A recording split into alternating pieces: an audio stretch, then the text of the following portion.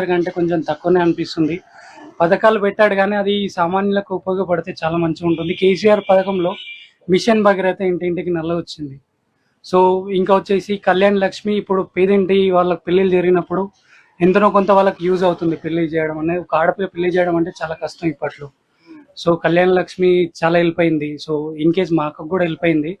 So ఇంకా మీరు చూస్తుంటే ఇప్పుడు విలేజ్ లో రైతు వేదిక, పల్లె ప్రగతి అని వనం పెట్టారు.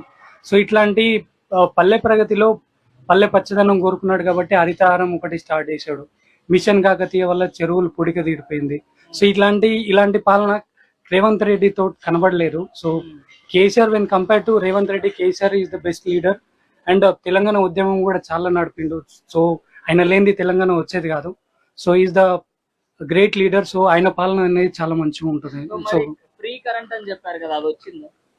నాకైతే రాలేదండి. టు బి ఆనెస్ట్, నేను ఇక్కడ రెంట్ ఉంటాను, నేను రాలేదు నాకు.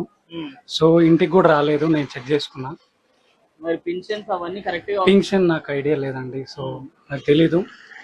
But when compare to KCR లో అయితే మీకు పింఛన్ లో అయితే 4,000 అలా చేస్తున్నారు. So I can next elections లో KCR KTR is the most popular leader. And IT కూడా అండ్ ఉద్యోగాల్లో కూడా చాలా హెల్ప్ అవుతుంది ఆయన వల్ల. So better in terms of మీరు స్టూడెంట్ తీసుకున్నా కానీ అక్కడ మీరు కేసీఆర్ తీసుకుంటే అక్కడ ఈజ్ ఏమంటారు, మనకు వ్యవసాయం పరంగా కూడా ఆయన చాలా గ్రిప్ ఉంటుంది.